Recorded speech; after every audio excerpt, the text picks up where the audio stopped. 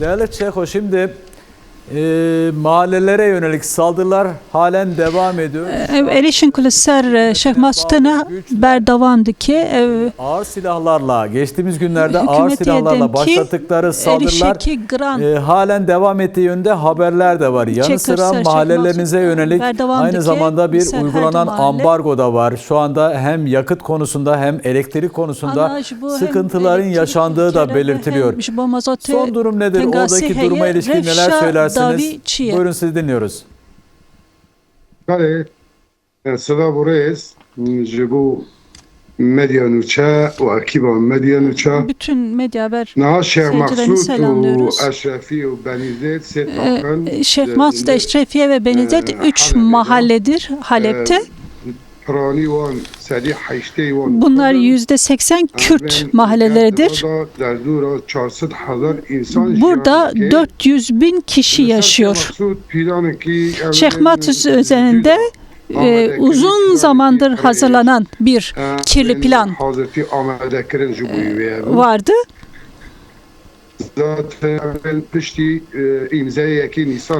Bir Nisan'da imzalandıktan sonra bir anlaşma imzalandı 1 Nisan'da. Buradaki gruplar arası, bu gruplar Türkiye denetimli gruplardır. Emşat ve Hamza grupları. Bu gruplar vesilesiyle tüm ittifaklar ve görüşmeler engellenmesi ve ortadan kaldırılması hedeflenmişti. Daha önce 6 Ekim'de bir saldırı olmuştu. Fakat bu son saldırıyla arasında fark var. Her iki saldırı arasında 2 ayın ikisindeki saldırıda bu saldırının zemini hazırlandığını söyleyebiliriz ki bu da nasıl hazırlanmıştı?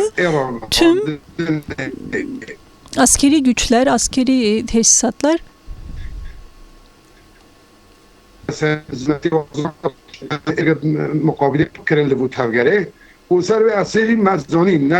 yani biz aslında bu bizim için bir sürpriz olmadı. Şeyh Masut ve Eşrefiye üzerinde ağır bir saldırı olacağını tahmin ettiğimiz için buna dönük tedbirler almıştık. Bu savaş 5 saat sürdü ve bu savaş esnasında bilindiği gibi çok çeşitli silahlar kullanıldı. Tank kullanıldı, obüs kullanıldı. Birçok savaş çeşidi, birçok savaş şeyi kullanıldı. Her iki mahalle üzerinde. Burada tanklarla saldırıldı. 14,5'luklar tank ve top bu saldırıda kullanıldı. Yani nereye vurdu tam belli olmayan yoğun bir saldırıydı. Bütün mahalleyi karşısına alarak saldırdı. Burada 25 insanımız yaralandı. Bir kişi de şehit düştü.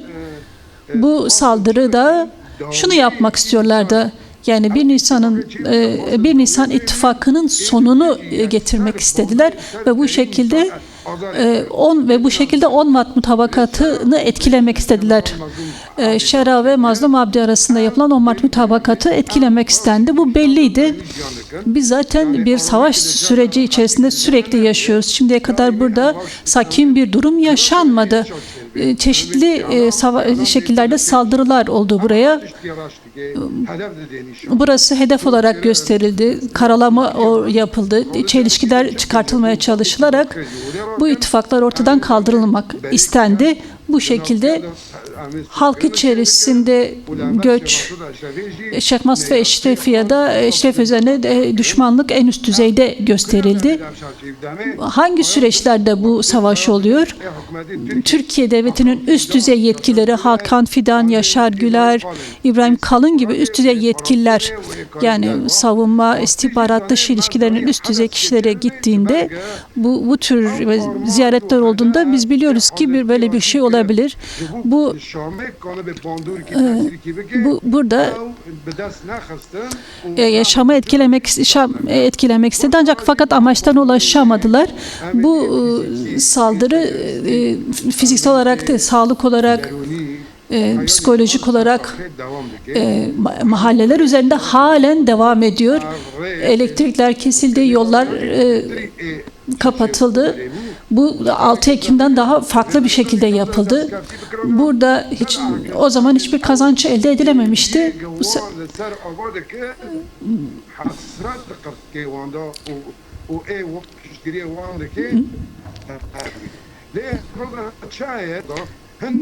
Burada bazı noktalar var ki çelişkiler olan noktalardır. Şam hükümeti bize diyorlar ki onlar bizim denetimimiz altındadır.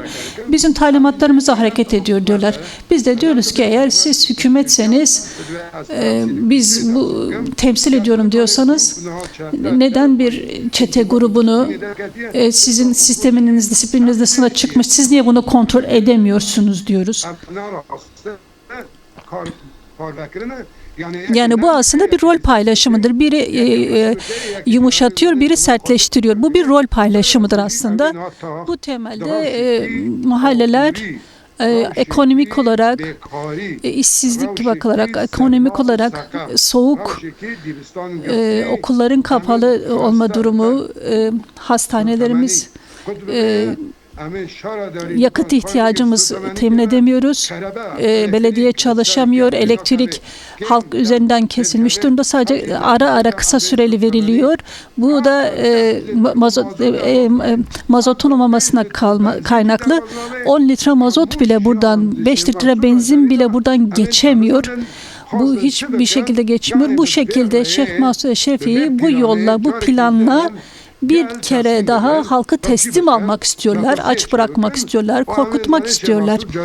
Bu şekilde Şeyh Masud Eşrefi'yi bir kere daha ele geçirmek, işgal etmek istiyorlar. Bu seferki saldırıda Şeyh Masud'u işgal edip bir katliam yapmaktı.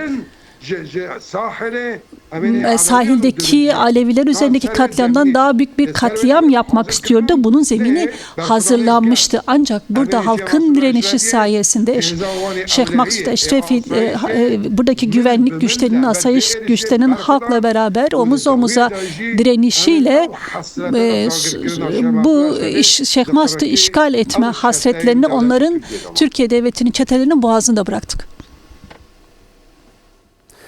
Evet değerli Şeyho, şimdi tüm detayları ve Şam hükümetinin amaçlarını bu yönde açıkladınız. Yanı sıra yani kamuoyuna yalan bilgi de yayılıyor.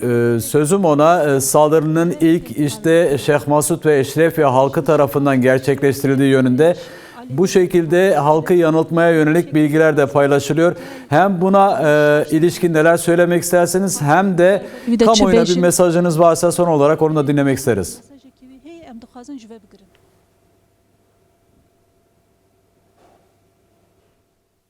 Dixwazim tiştî bêjim, belkî Tirkî baş mifêm nekir. Ama az medya nûçe di sûretê pêşketin medya haberde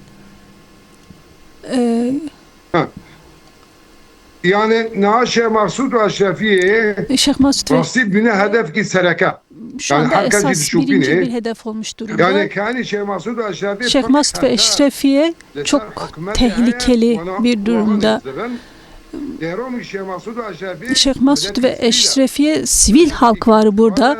Burada emekçi bir halk var. Toprağını, ülkesini seven bir halk var.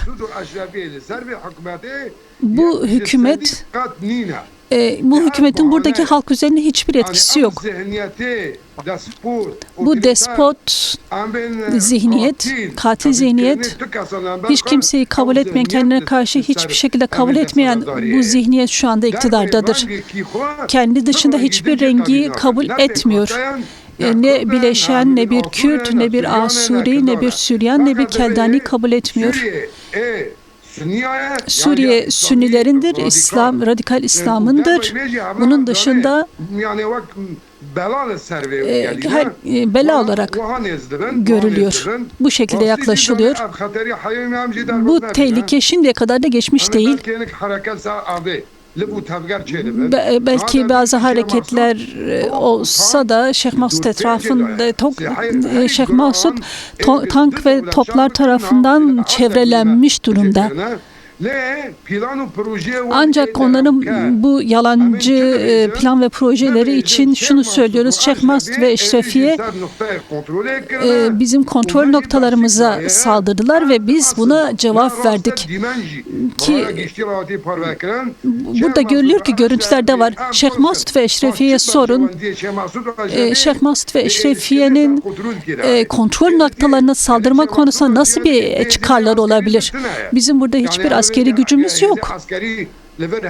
Eğer burada askeri bir güç olsaydı saldırı olurdu. Fakat buradaki halk sivil halktır. Buradaki meclis, burada bir meclis var, halk meclisi var. Biz bu meclisin çatısı altında çalışmalarımızı yürütüyoruz. Burada ne yapmak istiyorlar? Basın yoluyla bazı şeyleri ters düz etmek istiyorlar. Her şey üzerine şüphe koyup her şeyi kendilerine göre çevirip, kendi çıkarlarına göre çevirip, kendi zihniyetlerine göre çevirip ayarlamak istiyorlar. Bunun üzerine şu an çalışıyorlar. Biz şunu söylüyoruz, Suriye 14 yılın ardından bir devletin faturasını, Türkiye devletinin faturasını ödeyemez. Suriye'de bir iç savaş Türkiye çıkarlarına dair yapılmak isteniyor. Burada Suriye halkının bütün bileşenlerin masaya oturup bu bunalımın nasıl çözüleceğinin konuşulmasıyla ancak diyalog yoluyla silahların susturulmasıyla, diyalog yoluyla çözülebilir. Biz de tüm Suriye halkına sesleniyoruz. Suriye halkı uyanık olmalı. Bu geçici hükümet tüm Suriye'yi temsil etmiyor. Sadece küçük bir kesimi temsil ediyor. Aleviler kaldırıldı, Dürziler kaldırıldı, Kürtler kaldırıldı, Hristiyanlar reddedildi. Fakat bu nasıl bir hükümettir? Biz bu temelde, Suriye temelde uyanık olmalı. Tüm aydınlar, yazarlar, sanatçılar, akademisyenler bunu çok yakından takip etmeli ve buna karşı tavır tutum sahibi olmalıdır. Çünkü Şeyh Maksud ve Eşrefiye'deki özerk yönetim Suriye yönetimi üzerine bir tehdit değildir. Hiçbir tehdit durumu yok. Tam tersine tüm buradaki bileşenler ortak bir şekilde yaşıyor ve bunu bütün Suriye'de de ortak yaşamı, ortak bir hükümeti, ortak bir devleti, yani merkezi olmayan, sert, radikal olmayan, İslamist olmayan bir tüm bileşenler bir masanın üzerinde bir araya gelerek ortak bir akılla, yurtsever bir akılla, demokratik bir akılla bir ülke yaratmak istiyoruz. Herkesin bu akılda kendi rengiyle, kendi diliyle temsil etmesini istiyoruz.